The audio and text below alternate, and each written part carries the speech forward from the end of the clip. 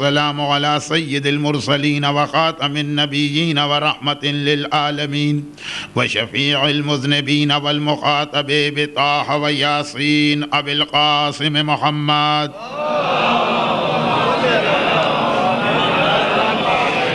وآله وعطرته الطيبين الطاهرين المعصومين المظلومين لا سيما على الإمام المنتظر والحجة الثانية عشر عجل اللهم له الفرج ولعنة الله على أعدائهم أجمعين. أما بعد فقد قال الله الحكيم في محكم كتابه الكريم بسم الله الرحمن الرحيم سبحان الذي أسرى بعبده ليلا من المسجد الحرام إلى المسجد الأقصى الذي باركنا حوله لنريه من آياتنا إنه هو السميع البصير.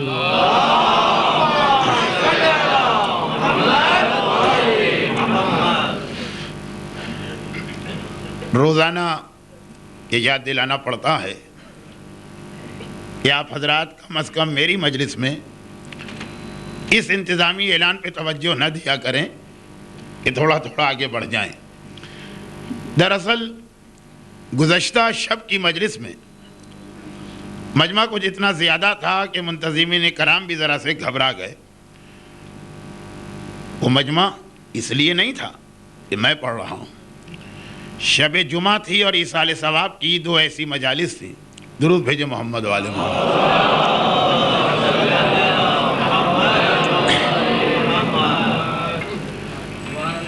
اور ایصال ثواب کی دو ایسی مجالس تھیں کہ جس کی وجہ سے مومنین اس کثیر تعداد میں آئے.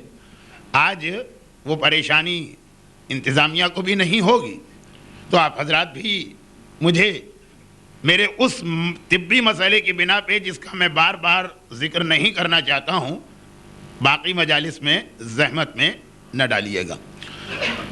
معراج پیغمبر اسلام کی اس عظمت کا ایک اعلان. رفعنا لک ذکر کی پہلی تشریح. ما قبل کے انبیاء کے مقابلے میں ہمارے رسول کی فضیلت و اہمیت. مدینے پہنچنے سے پہلے میرے مولا کی ولایت اور وسیع ہونے کا اعلان. امن و امان اور چین و سکون میں جانے والے صاحبان ایمان کے کردار میں خرابی سے بچاؤ کے اہتمام. ایک نہیں، دو نہیں، پانچ نہیں، پتہ نہیں اس معراج کے کتنے مقاصد ہیں. لیکن عام طور پہ یہ جتنی باتیں پڑھی جاتی ہیں اور کچھ میں بھی پڑھ رہا ہوں ان سے ہٹ کر ایک چھوٹی سی چیز کی وضاحت اس لیے بھی کہ معراج کے اس مسئلے نے، معراج کے اس واقعے نے ہمارے ہر دور کے نوجوانوں کو، یہ خالی آج کے نوجوانوں کی بات نہیں ہے، ہر دور میں نوجوان اپنا ایک الگ مزاج رکھتے ہیں. ہر دور کے نوجوانوں کو ایک پیغام بھی دیا اور یہ ایک ایسا پیغام ہے جو آخری زمانے کے نوجوانوں کے لیے ایک اور حوالے سے بہت اہم ہے. تو ابھی دیکھیے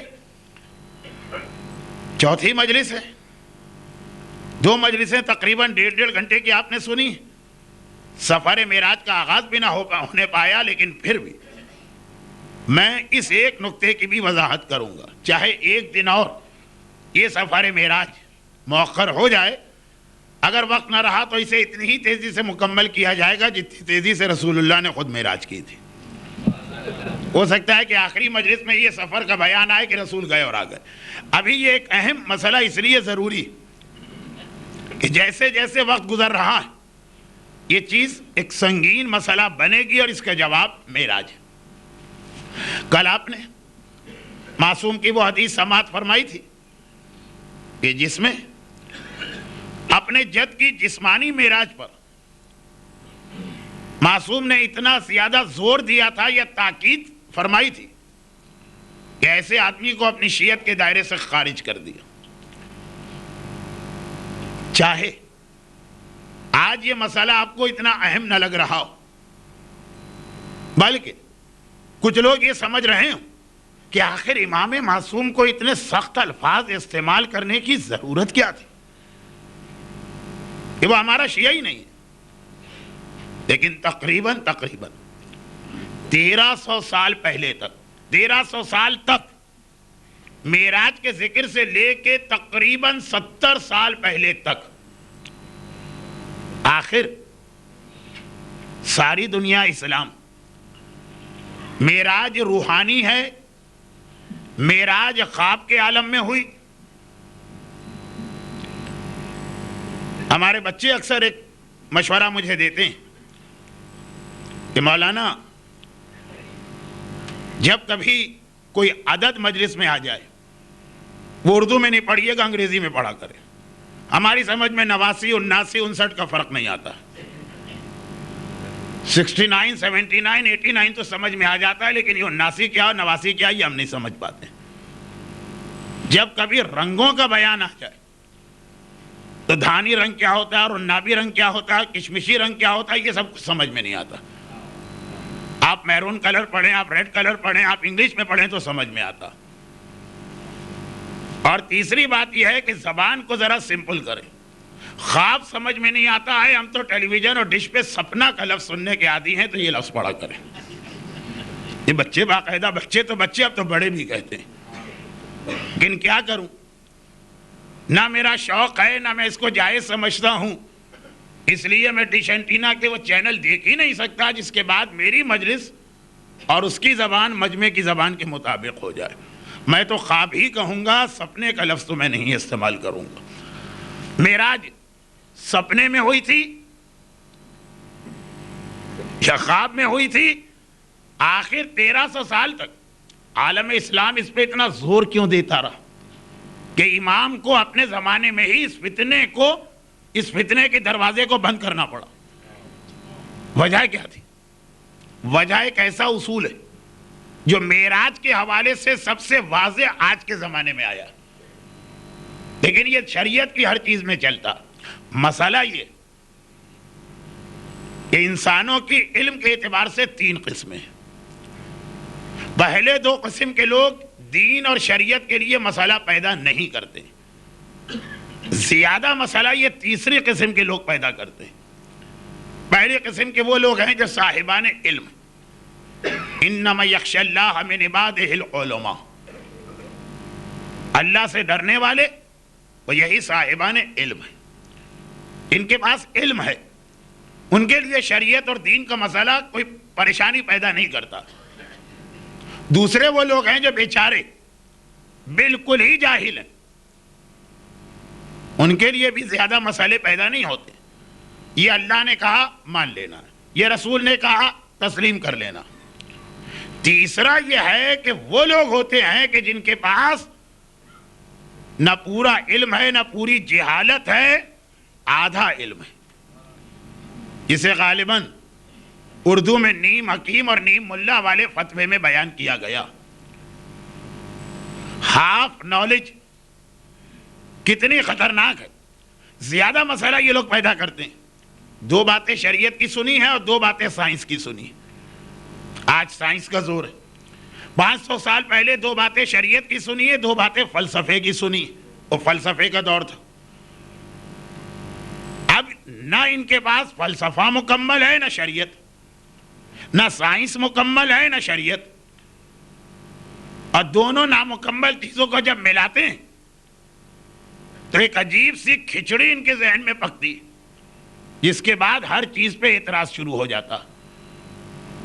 اول تو سائنس کے ذریعے سے اسلام کو پہچاننا ہی ایک غلطی ہے، اس لیے کہ سائنس ابھی انکمپلیٹ ہے، اسلام ایک کمپلیٹ دین ہے.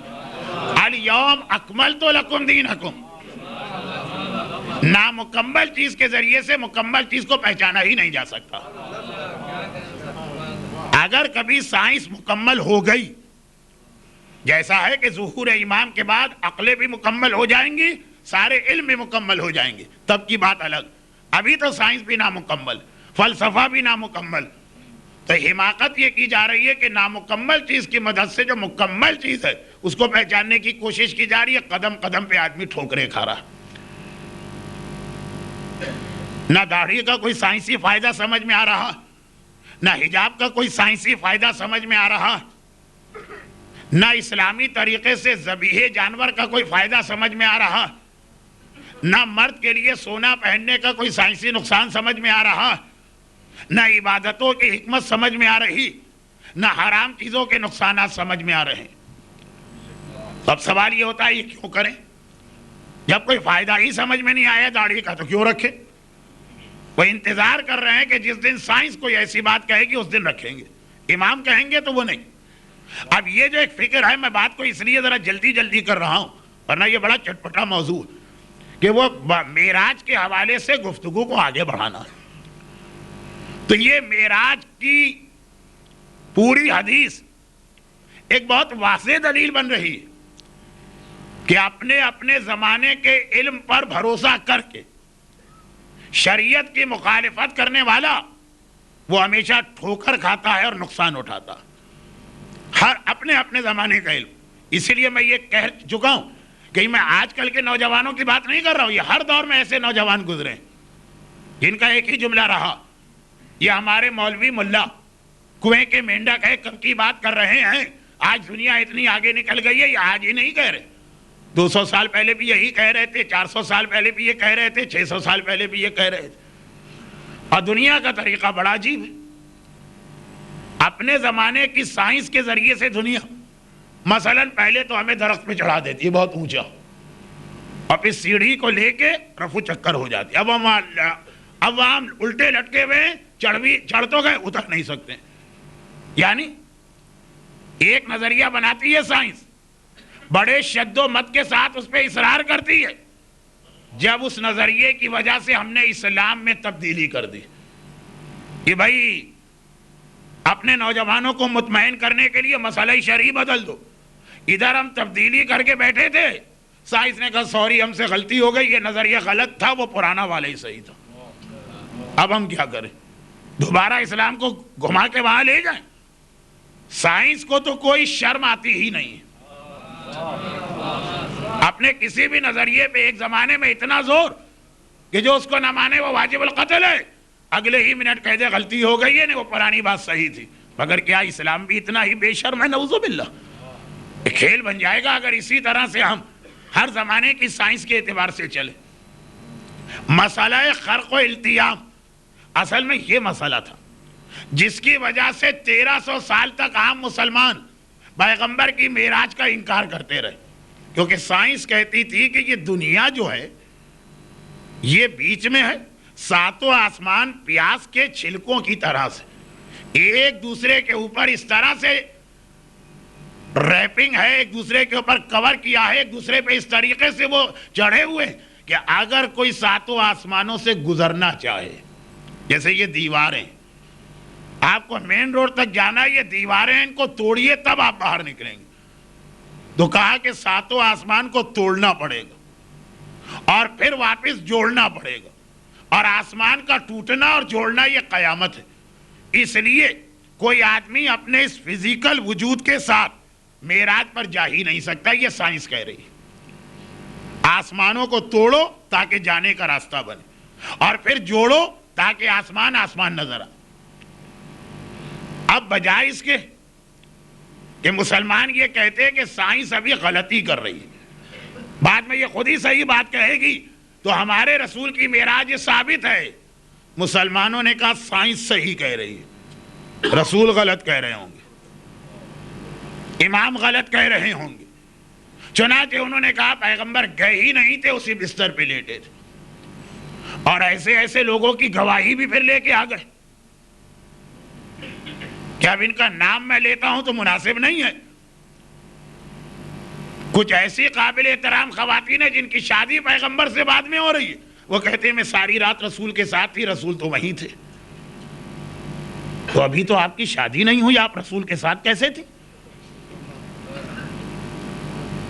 اور دوسرے بھی ایسے ہی اس سے بھی زیادہ چٹپٹے نام ہیں، لیکن میں بعض وجوہات کی بنا پہ اپنے موضوع سے ہٹنا نہیں چاہتا ہوں۔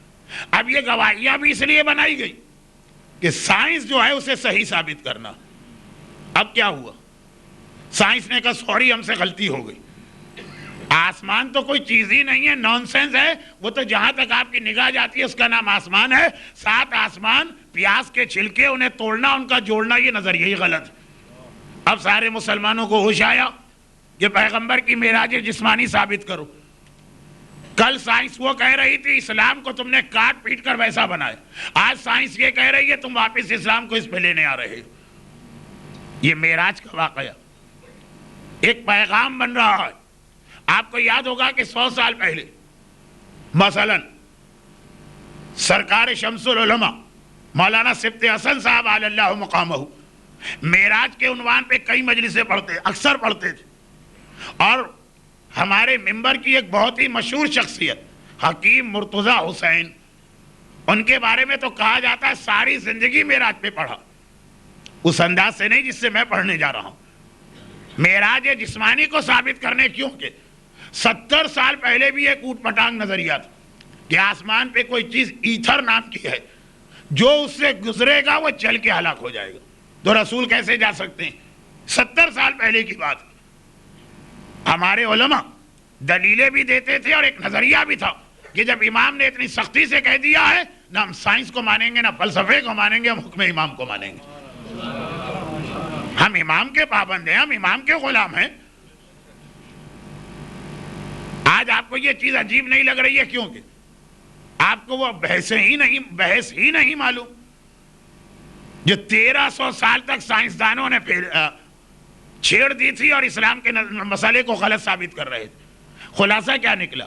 خلاصہ یہ نکلا ہے کہ 1300 سال کے بعد اتنے بڑے مسئلے میں سائنس نے اپنی غلطی مان کے اپنا نظریہ بدل دیا.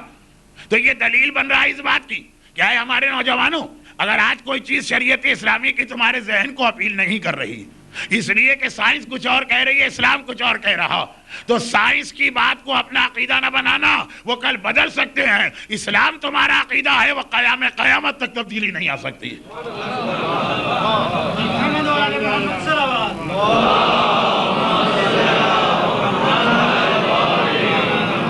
اب اس میں خود بے شمار مثالیں آ جائیں گی, لیکن یہ میرا موضوع نہیں ہے آج سائنس, بلکہ معراج کا ایک پیغام یہ بھی ہے. اب دیکھیے معراج کے حوالے سے ایک واقعہ پہلے بہت پڑھا جاتا تھا, معجزہ. ذرا سا وہ لوگوں کو خلاف عقل لگتا ہے تو پڑھنا بند کر دیا. لیکن جن لوگوں کے پاس بھی ایسا ڈش اینٹینا ہے جس میں یورپ اور امریکہ کے چینلز آتے ہیں اور سائنس فکشنز آتے ہیں, یا جو لوگ سائنس فکشن پڑھتے ہیں انہیں پتا ہے کہ ہماری کتابوں میں جس واقعے کا مذاق اڑا کر علماء کو مجبور کر دیا گیا کہ یہ واقعہ نہ پڑھیے, آج وہ ایک حقیقت بنتا جا رہا. آئن اسٹائن کی تھیوری ریلیٹیوٹی کی, نظریہ اضافت کی, یہ وہی چیز ہے جو سفر معراج میں, یہی تو اس نے کہا ہے نا کہ روشنی کی رفتار 1,86,000. ابھی آج کے بچے لاکھ واق تو جانتے نہیں, 186,000 مائل پر سیکنڈ. اگر کوئی چیز بھی اس رفتار سے چلے گی جو روشنی کی رفتار, تو اس پہ وقت ٹھہر جائے گا. وہ 40 سال بھی چلتا رہے گا, جب واپس آئے گا یہی تاریخ, یہی دن, یہی وقت ہوگا جس وقت پہ وہ چلا. آج 26 مارچ سن 2004 کو رات کے 9:20 پہ ایک آدمی ایسی سواری پہ بیٹھا ہو کہ جس کی رفتار 1,86,000 میل فی گھنٹہ. آپ کتنے 80, 90, 100, 120, 150 کی اسپیڈ پہ جاتے ہیں نا. اگر 1,86,000 میل, کلومیٹر بھی نہیں, اس اسپیڈ پہ آپ جائیں, آج رات کے 9:20 پہ 26 مارچ سن 2004, 40 سال 50 سال آپ گھوم کے آ جائیں کائنات میں, جب واپس آئیں گے 50 سال بعد بھی تو وہی 26 مارچ ہوگی, وہی رات کے 9:20 ہوں گے, وقت رک جاتا. اور اس کے بعد آئنسٹائن کی اس تھیوری میں ایک جملہ اور ہے, مولانا بھول گئے, مجلس پڑھ رہے ہیں, کوئی سائنس کی کلاس نہیں لے رہے ہیں, نہیں یاد ہے اچھی طرح سے بھائی, آخری جملہ ایک عجیب بات ہے, اور وہ کہتا ہے کہ اگر کبھی کوئی آدمی اس رفتار سے زیادہ رفتار سے جائے, 1,86,000 سے زیادہ 2 لاکھ کی اسپیڈ سے چلا جائے, وہ کہتا ہے کہ ویسے یہ ناممکن ہے. لیکن اگر اس رفتار سے بڑھ جائے جو روشنی کی رفتار ہے, لائٹ کی اسپیڈ, اسپیڈ آف لائٹ, تو وہ 26 مارچ 2004 کو 9:21 پہ چلا. 1 منٹ بڑھ گیا نا اس دوران. جب 40 سال بعد آئے گا تو وقت رکا نہیں ہوگا بلکہ وہ الٹا ماضی میں پہنچ جائے گا. جب 40 سال بعد آئے گا تو پتا چلے گا کہ آج 26 مارچ اور 1980 چل رہا ہے، بجائے آج کے وہ 20 سال پہلے پہنچ جائے گا. یہ اس کی وہ مشہور تھیوری جس پر آج کی ساری فزکس کا اور آج کی ساری سائنس کا دار و مدار. اب چھوٹا سا واقعہ سنیے. علماء پڑھتے تھے نا، لوگوں نے اعتراض کر کر کے کہ آج کی 21ویں صدی میں آپ کیا نان سینس باتیں کر رہے ہیں. یہ ساری مغربی دنیا کی آج کل سائنس فکشن کا اہم ترین ٹاپک ہے. یہ ہمارے علماء پہ اس قسم کا جو دباؤ آتا. ہاں اگر لوگ یہ کہتے کہ وہ واقعہ ایسا ذرا سا تہذیب منبر کے خلاف ہے اس لیے نہ پڑھیں تو الگ بات ہے، عقل کے خلاف ہے. معصوم کا واقعہ بعض کتابوں میں مولا کے معجزات میں لکھا اور بعض میں ان امام حسن مجتبی علیہ الصلاۃ والسلام کے معجزات میں لکھا جن کی شہادت کی ایک روایت کل رات ہے، آنے والے کل کی رات. بہرحال کسی بھی معصوم کا واقعہ پیغمبر کی معراج منبر سے بیان کر رہے ہیں اور یہ کہہ رہے ہیں کہ ہمارا جد 7 آسمانوں کی سیر کے لیے گیا اور بہت ٹھہر ٹھہر کر بہت آرام سے بہت اطمینان سے پیغمبر نے ہر جگہ کی سیر کی. باقاعدہ وہاں رہنے والوں سے بات چیت کی. ملک الموت سے کتنا لمبا پیغمبر کا ایک ڈائیلاگ یا مکالمہ ہوا. جنت کے 8 اور جہنم کے 7 دروازے، ہر دروازے پہ ایک بورڈ ہے جس پہ کچھ باتیں لکھی، ایک ایک چیز پیغمبر نے پڑھی. اور پھر بیت المعمور کا طواف کیا جہاں اتنا رش ہوتا ہے کہ اللہ نے جس دن سے بیت المعمور کو بنایا یہ ایک اعلان کر دیا جو فرشتہ ایک بار طواف کر لے جب تک کہ سارے فرشتوں کے طواف نہ ہو جائے اس کو دوسری باری نہیں ملے گی. تو جس نے پہلی بار طواف کیا اب تک اس کی دوسرے طواف کی باری ہی نہیں آئی ہے، وہ انتظار میں بیٹھا. یہ سب رسول نے یہ سب کچھ کیا. گئے تو دروازے کی کنڈی ہل رہی تھی، واپس آئے تو وہ کنڈی اب تک ہل رہی. جس بستر سے گئے تھے وہ جگہ ابھی تک گرم تھی.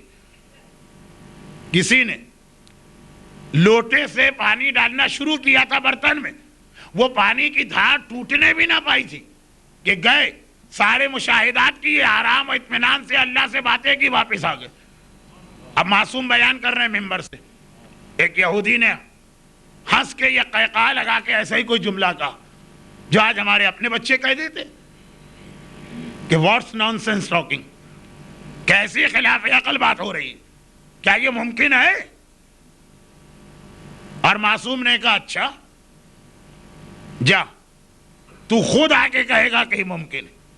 الفاظ کچھ میرے ہیں، کچھ روایت کے، خلاصہ اتنا مشہور ہے کہ میں اس کی تفصیل میں جا نہیں رہا ہوں. گیا، گھر پہنچا، بیوی نے کہا کہ آج مچھلی کھانے کا دل چاہ رہا. کہا یہ کیا مشکل، ارے تھوڑے ہی فاصلے پہ تو دریا بہتا ہے، میں ابھی لے کے آتا ہوں تازہ تازہ مچھلیاں. یہاں تو فروزانہ پتہ نہیں کتنی پرانی ہوتی ہے. میں جب ایسی بات کہتا ہوں لوگ کہتے نہیں مولانا تازہ مچھلی بھی ملتی ہے، پتہ نہیں کس نے آپ کی دعوت میں کیا آپ کو کھلا دیا تھا. ارے تو آپ دعوت کر کے آپ صحیح چیز کھلا دیں. خیر خلاصہ یہ ہے، کہا کہ تازہ مچھلیاں سامنے ہی تو دریا ہے، میں ابھی جاتا ہوں ابھی آتا ہوں. وہ دریا میں گیا، تھوڑے فاصلے پر 2-4 بڑی بڑی مچھلیاں پکڑی، انہیں دریا کے قریب جمع کیا، سوچا کہ یہاں تک آ گیا ہوں نہا بھی لوں. سنا ہوا واقعہ، بڑا مشہور واقعہ ہے، لیکن آئنسٹائن کی تھیوری جس نے اس بات کو بالکل ایک فیکٹ بنا دیا ہے، فکشن نہیں فیکٹ. دریا میں اترا، ایک غوطہ لگایا، لمبا چوڑا جیسی ہماری عورتیں نہاتی ہیں کہ کہیں تو 2 گھنٹے سے پہلے آتی ہی نہیں، ایسا نہیں نہانا تھا. ویسا ہی نہانا تھا جیسے ہم نماز پڑھتے ہیں، بس اللہ اللہ اللہ اللہ نماز ختم ہو گئی، گیا اور آیا.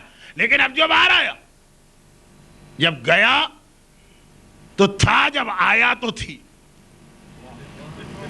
جب دریا میں اترا تھا مرد تھا، اب جو غوطہ لگا کے آیا تو عورت بن چکی تھی. خالی عورت ہی نہیں بنی تھی، اس کا دعوے دار اس کا شوہر بھی قریب کھڑا ہے دریا کے. اتنی دیر لگا دی تو نے, گھر کے سارے کام رکے ہیں. جس طریقے سے مرد عورتوں سے بات کرتے گھسیٹتا ہوا لے گئے. وہ چیختا رہا, پیٹتا رہا, ارے بھائی میں مرد ہوں, لیکن کہیں سے مرد نظر نہیں آ رہا تھا. اس سے زیادہ کہنا تہذیب ممبر کے خلاف. اب زبردستی, تھا بھی عورت, بن گیا تھا, تھی بھی عورت. کچھ ایسے لوگ ہوتے ہیں نا جن کے لیے مسئلہ ہو جاتا ہے کہ مذکر کا لفظ استعمال کریں کہ مؤنث کا. تو یہی اس وقت اس کی کیفیت ہے کہ اکبر الہ آبادی نے کچھ ہی اور شی کا تذکرہ کیا تھا, نہ ہی میں نہ شی میں, کیا وہ مصرع بعد میں چلا گیا. 7 سال تک اس گھر میں رہا, بچے بھی پیدا ہو گئے. 7 سال, ایک ایک دن گزر رہا ہے, ایک ایک ہفتہ گزر رہا ہے, ایک ایک مہینہ گزر رہا, گھر کے کام بھی ہو رہے ہیں, بچوں کی ولادت بھی ہو رہی ہے, ان کو پالا بھی جا رہا. اور ایک کتاب میں 14 سال.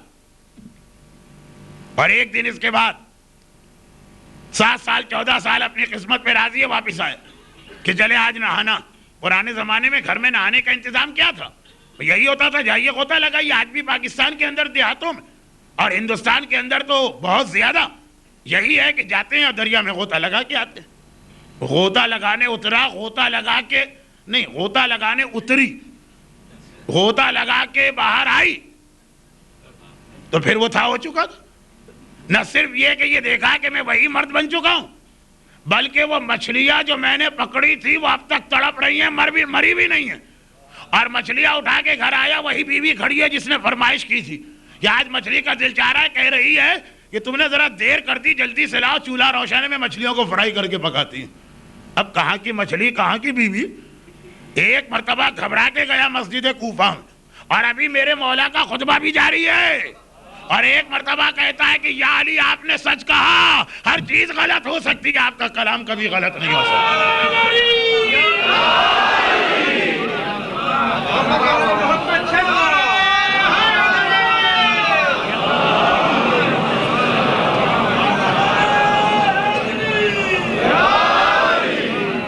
وہ 7 سال کہاں گئے, وہ 14 سال کہاں گئے, وہ 4 بچے پیدا ہوئے, وہ کیسے پیدا ہوئے. 14 یا 7 سال گزر گئے, لیکن اس طرح سے گزرے کہ مچھلیاں اب تک تڑپ رہی ہیں. بیوی گھر کے دروازے پہ انتظار کر رہی ہے, میرے مولا کا خطبہ اب تک چل رہا ہے. یہ واقعہ پہلے بہت پڑھا جاتا تھا, لیکن ہمارے نوجوان اعتراض کی چھری تیار کیے ہوئے بیٹھے ہوتے ہیں علماء کے خلاف. آج کی اس 20ویں صدی میں آپ ایسا واقعہ پڑھتے, کون یقین کرے گا بھائی.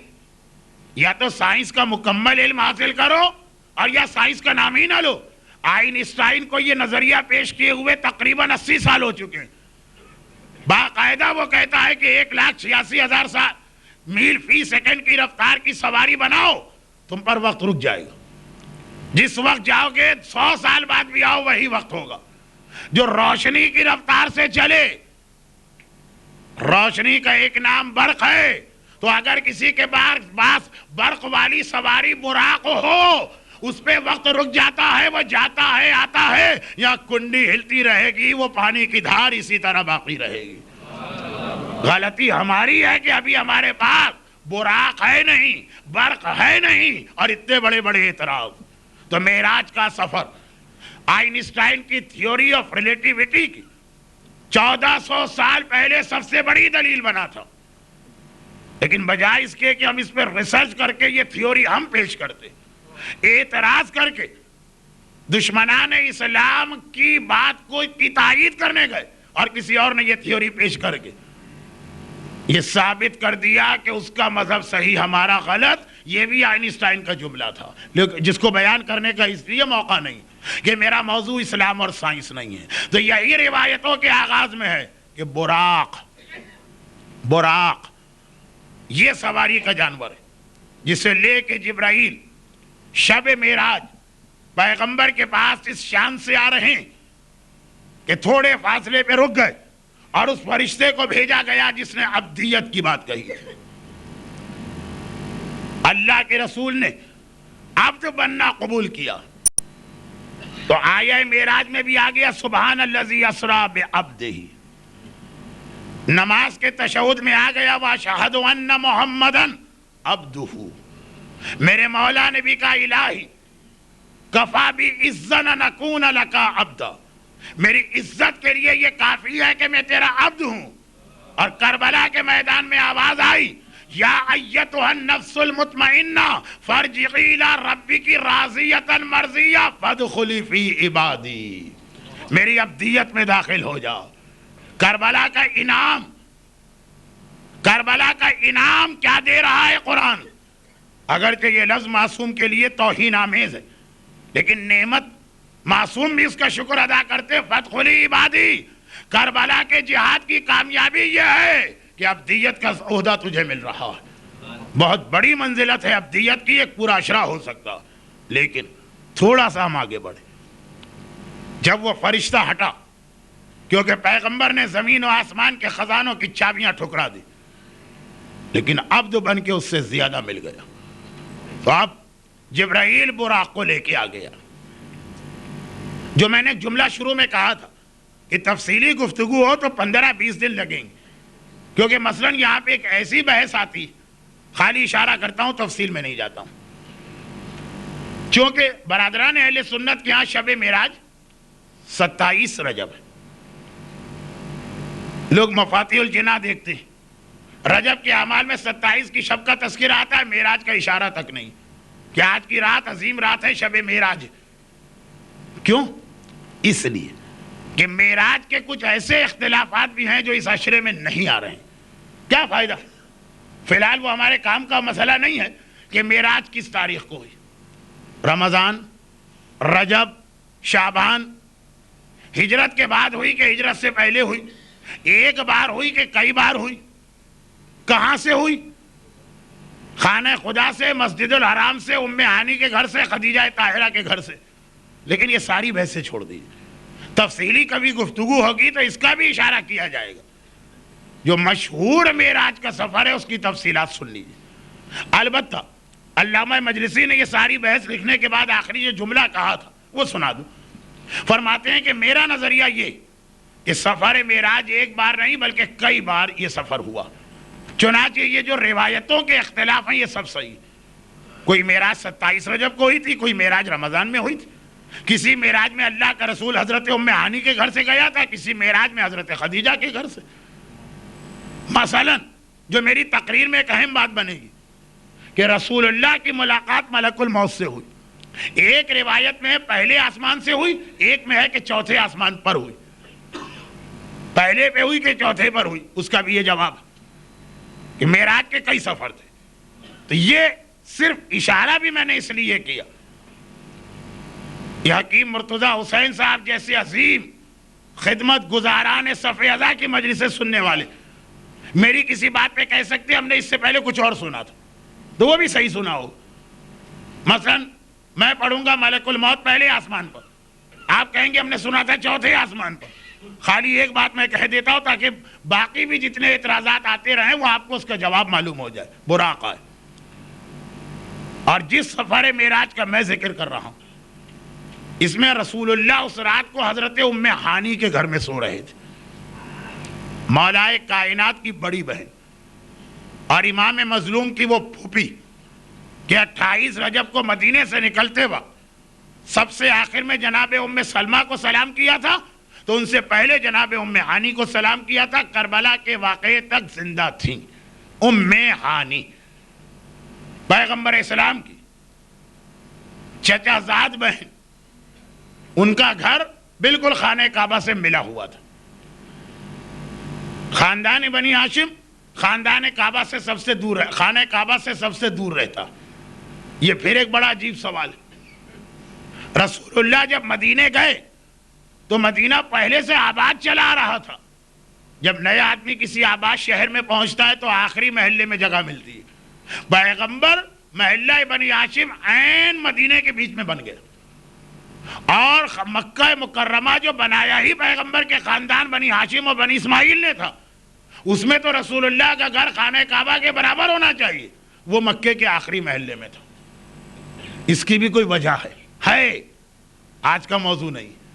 آج صرف اتنا ہے کہ خاندان بنی ہاشم مکے کے آخری محلے میں رہتا تھا جبکہ مکہ انہوں نے بنایا تھا.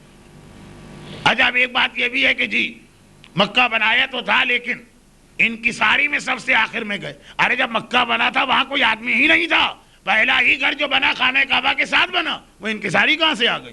کہا نہیں کوئی اور وجہ. لیکن بنی ہاشم والے مکے کے آخر میں رہتے ہیں. شادی کے بعد بیٹیاں میکے میں تو نہیں رہتی ہیں, سسرال میں آ جاتی ہیں. ام ہانی کی شادی جس گھر میں ہوئی وہ خانہ کعبہ سے اتنا قریب تھا کہ گھر میں بیٹھ کے آپ کھڑکی کھولیے تو آپ کا چہرہ وہاں ہوگا جہاں طواف کرنے والے چل رہے ہیں, چہرے سے ٹکرا بھی جائیں گے, اتنا خانہ کعبہ کی دیوار کے قریب تھا. کبھی کبھار رسول اللہ کو جب تبلیغ دین میں دیر ہو جاتی تھی تو خود تو رہتے بہت دور کے محلے میں, رات کو وہاں نہیں جاتے کہ جانے آنے میں رات چلی جائے گی.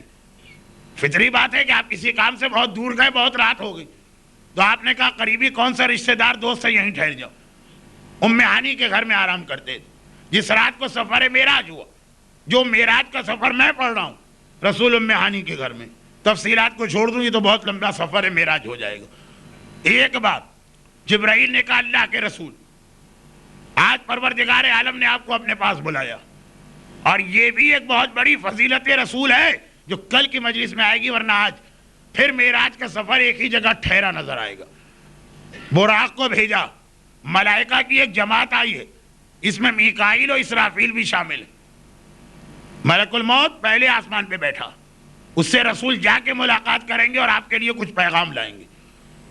اگر ملک الموت میرے پاس نہ آیا اس 24 گھنٹے میں تو یہ پیغام میں کل آپ کو دوں گا. خیر, باقی سارے فرشتے آ گئے, پیغمبر براق میں سوار ہوئے.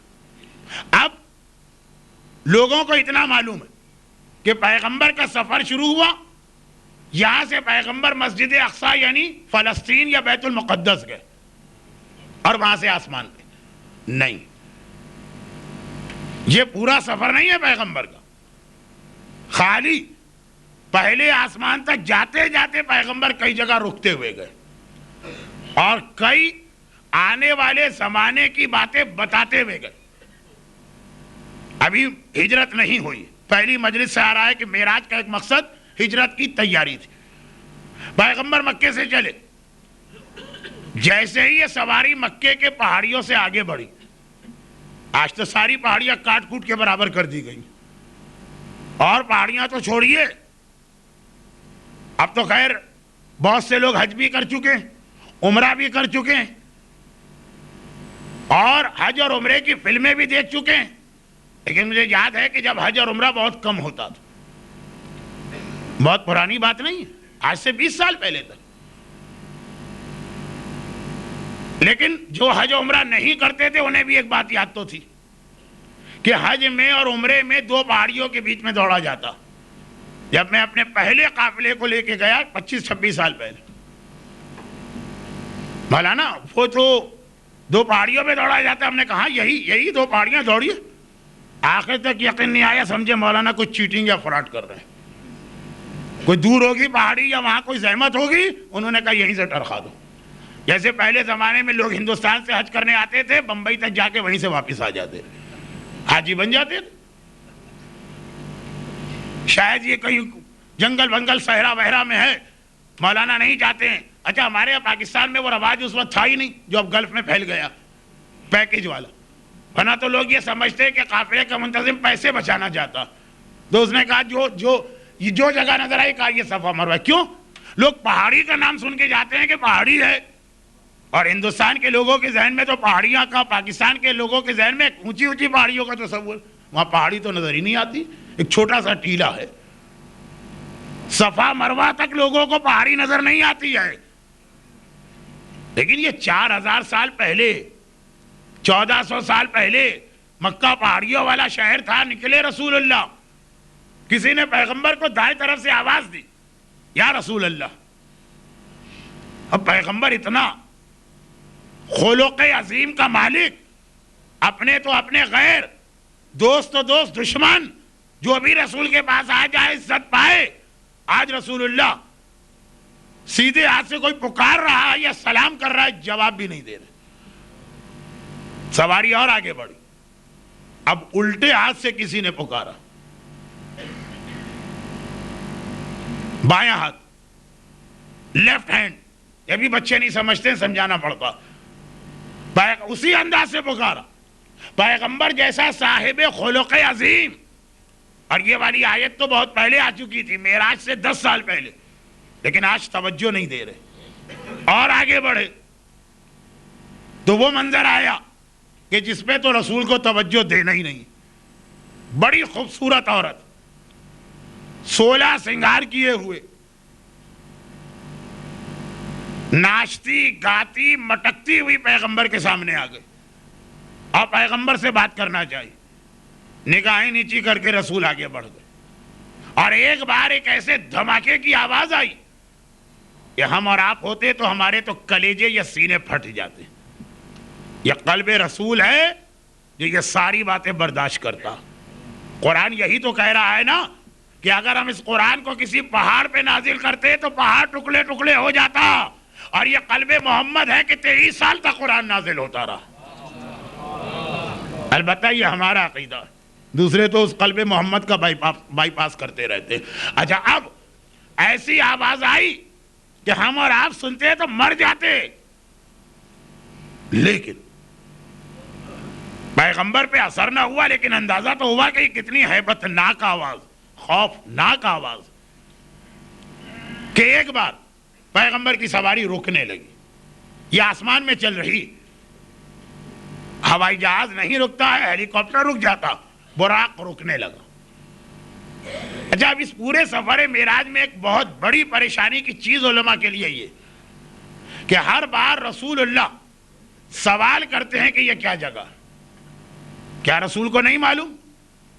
علم غیب حضوری، علم غیب ذہنی، علم غیب ذکری، وہ ساری بحثیں آتی ہے جس کو میں نہیں چھیڑ رہا ہوں. یہ چیزیں ہیں کہ جس کے لیے میں نے کہا موضوع مہینہ چاہتا. میری کسی بات سے میرے عقیدے کے بارے میں غلط فہمی میں مبتلا نہ ہو. وہ انداز بیان کی کوتاہی یا وقت کی کمی ہو سکتی ہے. ایک بار پیغمبر اسلام نے کہا، پروردگارا یہ سواری کیوں رکی؟ کہا اس لیے کہ اس سرزمین کو غور سے دیکھو. اس سرزمین میں کیا خاص بات؟ کہا یہ وہ سرزمین ہے کہ مکے سے نکل کے تمہیں یہاں آنا اور پھر تمہیں قیامت تک یہیں پہ رہنا. یہ تمہارے ہجرت کی جگہ، جو معراج ہجرت کے حوالے سے ہو رہی ہے. یثرب اس زمانے کا نام، مدینۃ النبی آج کا نام.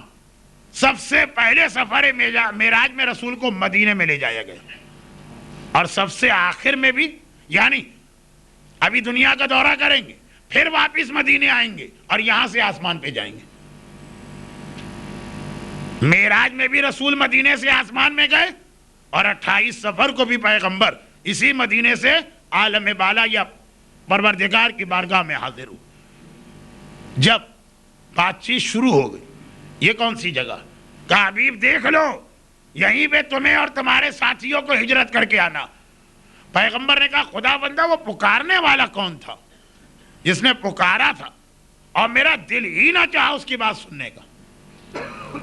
کہا اے حبیب، وہ دائیں طرف سے جس نے تمہیں پکارا تھا وہ مذہب یہودیت تھا، اور اگر تم اس پہ اپنے اخلاق کی وجہ سے صحیح توجہ دے دیتے تو تمہارے بعد تمہاری امت کا 1/3 یہودی بن جاتا.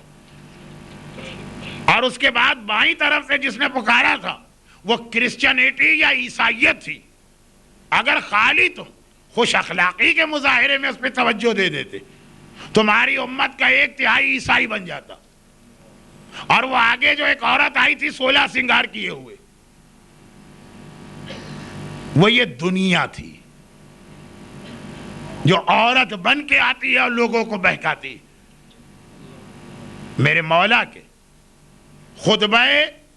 خطبہ در فدق میں بھی یہ جملہ، بھئی یہ فدق پیغمبر کے بعد اہل بیت نے نہیں مانگا، رسول اللہ کی زندگی میں یہ اہل بیت کو دے دیا گیا تھا. مولا وہاں جا کے کام کرتے تھے، اس میں وہی تو جملہ ہے. اور یہ میرے مظلوم آقا نے سفر کربلا میں خطبے میں کہا کہ ایک دن میرا بابا فدق میں کام کر رہا تھا اور دنیا ایک حسین و جمیل عورت کی شکل میں آئی تھی، اور میرے بابا نے کہا تھا کہ اے دنیا میرے غیر کو دھوکہ دینا، علی تمہیں 3 طلاقیں دے چکا ہے. وہ جو جملہ آپ نے سنا ہے وہ پورا ایک خطبہ ہے جو میرے مظلوم آقا نے مکے سے کربلا جاتے ہوئے ارشاد فرمایا، اس میں بھی یہی. لیکن پہلے رسول، یہ دنیا تھی جو 16 سنگار کر کے تمہارے سامنے آ رہی ہے. میک اپ کی یہی خصوصیت ہوتی ہے. دنیا کتنی پرانی ہے؟ 10-12 ہزار سال پرانی. میک اپ کی وجہ سے بالکل ابھی تازہ تازہ جوان اور خوبصورت لگ رہی ہے. اور جس نے دنیا کے عیاشیوں کو اور اس کی کشش کو دیکھ کے اس کی جانب رخ کیا، پھر پتا چلے گا جب میک اپ اترے گا اور ایک بڑھیا نکل کے آئے گی کہ کس مصیبت میں پھنس گئے. لیکن اے حبیب، اگر تم ایک لمحے کے لیے اس عورت کو دیکھ لیتے تو تمہاری امت کا 1/3 دنیا پرست ہو جاتا. اور اس کے بعد جو آواز سنی اس کا ربط ہے ان باتوں سے. یہ جبرائیل بتائے گا. جبرائیل کیسی آواز؟ کہا آج سے 70 سال پہلے ہم فرشتوں میں یہ بحث ہو رہی تھی کہ جہنم کا سب سے چھوٹا عذاب کیا. اب جہنم کے جس عذاب پہ نگاہ ڈالے وہ بڑا لگتا. کہاں؟ لنکا میں غالباً ہر ایک 52 گز کا ہوتا. جہنم کے جس عذاب کو دیکھیں ہر ایک اتنا بڑا لگتا ہے. چاہے سانپ ہوں، چاہے بچھو ہوں، چاہے کوڑے ہوں، چاہے وہ آگ ہو، چاہے وہ سورہ واقعہ کے آخر میں بیان کیا ہوا عذاب ہو، چاہے وہ سورہ ابراہیم کی آیتیں ہوں، چاہے وہ سورہ حج کی. فرشتے فیصلہ نہ کر پائے کہ جہنم کا سب سے چھوٹا عذاب کیا. خدا بندہ تو ہی بتا. ہمارا علم نامکمل و ناقص ہے، تیرا علم کامل. تو بتا سب سے چھوٹا عذاب کیا. کہا وہ جہنم کے فلاں حصے میں کنواں جو سارا آگ وغیرہ سے بھرا ہوا ہے، وہ جہنم کا سب سے چھوٹا عذاب. خدا بندہ یہ کنواں کتنا گہرا، جب اس میں کسی کو پھینکا جائے گا کتنا گہرا ہے، کتنی گہرائی سے پھینک رہے. ایک بستر سے آدمی کا گرنا، اور ایک میز سے آدمی کا گرنا، اور ایک بلڈنگ کی بالکونی سے آدمی کا گرنا، اور ایک اونچے درخت سے آدمی کا گرنا، اور ایک ہوائی جہاز سے آدمی کا گرنا. یہ ہے کتنا گہرا جو سب سے چھوٹا عذاب ہے. خدا نے کہا جبرائیل ایک پتھر اس کے اندر پھینکو. 70 سال پہلے وہ پتھر میں نے پھینکا تھا. وہ گر رہا تھا، گر رہا تھا، گر رہا تھا، گر رہا تھا. آج جا کے اس کنویں کی تہہ سے ٹکرایا. یہ اس پتھر کے ٹکرانے کی آواز جو جہنم کا سب سے چھوٹا عذاب ہے. اس سفر معراج میں رسول اللہ کو عذاب زیادہ دکھائے گئے. کچھ بشارت کی چیزیں بھی بتائی گئی لیکن وہ کم. اور اس کا بھی ایک مقصد ہے، اس کا بھی ایک بہت اہم مقصد ہے. تو جو لوگ فقط آج کی مجلس میں آئے ہیں، ان کی چھٹی ہے، کہیں باہر سے رہتے ہیں، ہفتے میں 1 دن آ جاتے ہیں، فوراً نتیجہ نہ نکالے. اگرچہ میں اس نتیجے سے ڈرتا بھی نہیں ہوں. ایگون مولانا صرف عذاب ہی پڑھتے ہیں، میں ڈرتا بھی نہیں ہوں اس سے. لیکن اس میں عذاب نہیں پڑھ رہا ہوں. اس عذاب میں آپ کے لیے خوشخبری آنے والی ہے، لیکن 2 دن کے بعد. کہا اے حبیب عذاب میں خوشخبری؟ جی ہاں آنے والی 2 ہی دن کے بعد. اے حبیب یہ وہ پتھر تھا جو جہنم کے سب سے چھوٹے کنویں میں ہے. تو چھوٹا کنواں اگر یہ ہے تو بڑا کنواں کیسا ہوگا. لیکن یہاں ایک پیغام اور آیا. اور وہ پیغام کیا آیا؟ رسول اللہ اگر یہودیت کی جانب خالی توجہ دے کے، جو اخلاق ہے نا، کسی نے پکارا، سلام کیا، ہم نے جواب دیا، آگے بڑھ گئے، خالی اتنی توجہ دیتے رسول، تو خدا نے کیا کہا؟ تیری امت کا 1/3 یہودی ہو جاتا، یا عیسائی ہو جاتا، یا دنیا دار ہو جاتا. پیغمبر کی اتنی سی توجہ پیغمبر کی امتی کو عیسائی بنا دے گی. بہت اہم پیغام ہے، خاص طور پر ہر اس کے لیے جو صاحب اولاد ہے، باپ اور ماں، کہ والدین کی ذرا سی غلطی وہ جب نسل میں منتقل ہوتی ہے تو اور بڑی غلطی بن جاتی ہے. یہ ہمیں الگ سے پیغام دیا گیا جو سفر معراج میں سمبولک لینگویج میں سمجھایا گیا. کتنی روایتیں. چھوٹا بچہ تمہارے سامنے فلاں کام نہ کرنا. بعض حلال کام بتائے گئے کہ بچے کے سامنے یہ حلال کام بھی نہ کرنا. بہت چھوٹا بچہ وہ زانی نکلے گا. حلال کام کر رہے ہیں اور بچہ جو ہے وہ گناہگار بن رہا. یہ والدین کی غلطیاں ہیں جو اولاد کو اسی سفر معراج سے متعلق یہ بات کہہ دوں. پیغمبر نے فرمایا, اس پورے سفر معراج کا خلاصہ پیغمبر نے یہ کیا تھا کہ میں نے اپنی امت کے نیک لوگ بھی دیکھے اور گناہگار بھی دیکھے. اور بعد میں اصول بتایا, سعید و من سعادہ فی بطن امہ وشقی و من شقا فی بطن امہ. جو نیک ہوتا ہے ماں کے پیٹ سے وہ نیک بننا شروع ہوتا, اور جو شقی اور ظالم ہوتا ہے تو ماں کے پیٹ سے وہ شقی اور ظالم بننا شروع ہوتا. ہماری یہ غلطیاں جو ہمارے معاشرے میں رشوت کے حوالے سے تو مشہور ہے. ہاں, لوگ جانتے ہیں کہ رزق حرام اگر ہم نے کمایا تو ہماری اولاد بگڑ جائے گی. میں ایسے لوگوں کو جانتا ہوں کہ جوانی میں خوب رشوت کھائی, اولاد ہوئی, چھوڑ دیا انہوں نے رشوت لینا. مگر یہ اصول خالی رشوت کا نہیں ہے.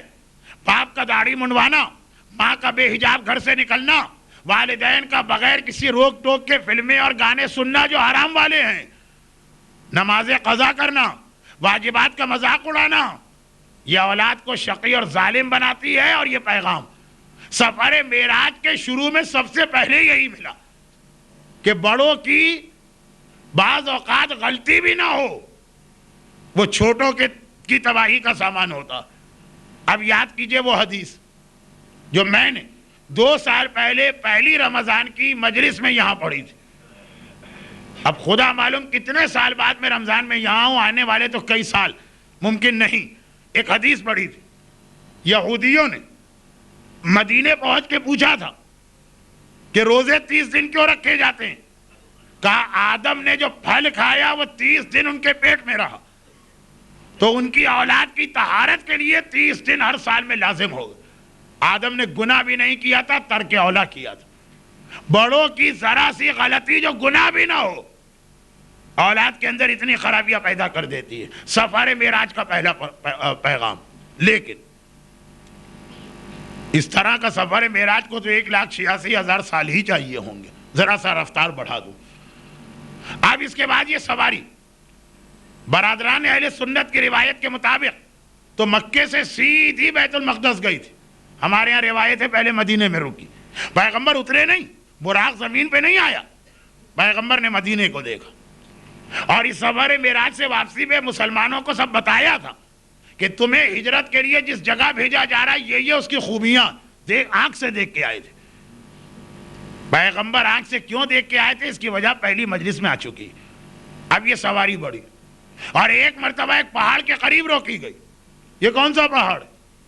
کہا یہ وہ کوہ طور ہے جس پہ وحی الہی اور خدا سے ہم کلام ہونے کے لیے موسیٰ آتے تھے.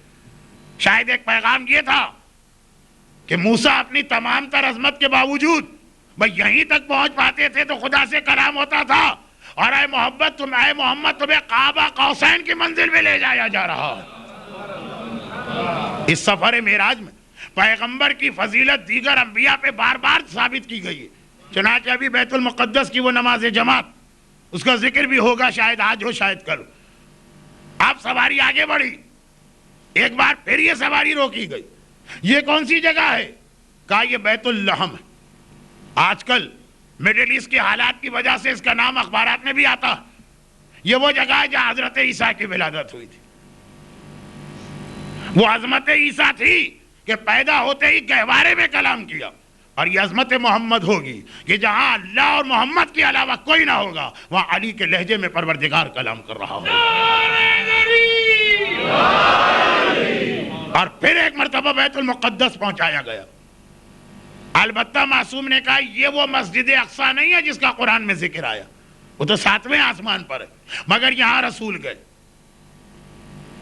اور پیغمبر کے سامنے یہاں پہ پینے کے لیے آدمی سفر کر رہا ہے, پیاسا ہو گیا, 2 مشروب لائے گئے, سامنے رکھے گئے. ایک پیالہ الٹے ہاتھ پر, ایک پیالہ سیدھے ہاتھ پر. نظر نہیں آ رہا اس میں کیا ہے. پیغمبر فرماتے ہیں کہ الٹے ہاتھ والے پیالے کو میں نے دیکھا بھی نہیں, اور ایک ایسی نفرت و کراہیت آئی, میں نے سیدھے ہاتھ والے پیالے کو اٹھایا اور اسے نوش کیا. اب یہ ساری ایک علامتی زبان اور سمبولک لینگویج. جبرائیل خدا کا حکم لے کے آ رہے ہیں, یا حبیب یہ الٹے ہاتھ والے پیالے میں شراب تھی, اور سیدھے ہاتھ والے پیالے میں دودھ تھا. اگر ایک لمحے کے لیے تیری توجہ اس پیالے کی طرف ہو جاتی تو تیری امت گمراہ ہو جاتی. شرابی نہیں، گمراہ. لیکن اس دودھ کے پیالے کی جانب تو نے ہاتھ بڑھایا تو تیری امت قیامت تک کے لیے ہدایت یافتہ ہو گئی. بس 2 دن میں نے اس لیے 1.5 گھنٹے پڑھا کہ چھٹی کی راتیں تھی. آج وہ رات ہے جس کے اگلے دن آپ کو کام پہ جانا. دودھ کا پیالہ امت کی ہدایت کر گیا. شراب کا پیالہ اگر نعوذ باللہ یہ جملہ ہی غلط ہے کہ پیغمبر اس کو ہاتھ بھی لگاتے، دیکھ بھی لیتے. رسول اور امام کی وہ ساری احتیاطیں ہیں جس کی بنا پہ آج ہم ہدایت پہ چل رہے ہیں. یہ قربانیاں ان کی ہیں، یہ کردار ان کا ہے، یہ زحمتیں ان کی ہیں. پیغمبر کی شب معراج کی غذا آسمان پر جانے سے پہلے جو آخری غذا استعمال کی وہ دودھ کا پیالہ تھا. اس کے بعد پھر پیغمبر نے پورے سفر میں کچھ استعمال نہ کیا.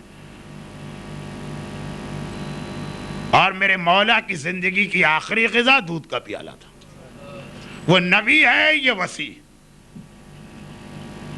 وہ براق کے ذریعے سے معراج پر جا رہا ہے میرا مولا، اس شہادت کے ذریعے سے معراج پہ جا رہا ہے کہ جس کے بارے میں کہتا فزت برب الکعبہ.